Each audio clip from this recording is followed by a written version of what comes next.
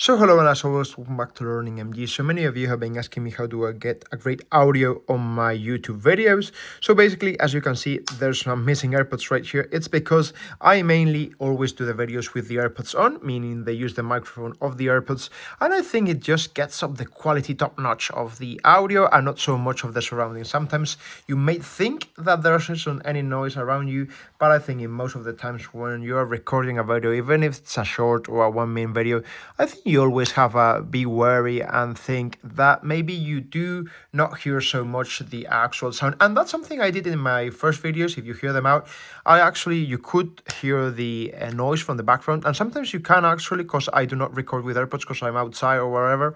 But I try when I'm inside, try to do the videos with the AirPods on. And that way, in some sense, you can hear, but I believe the audio much better. Now, you let me in the comments now. Do you think with the audio with the AirPods it's better or worse?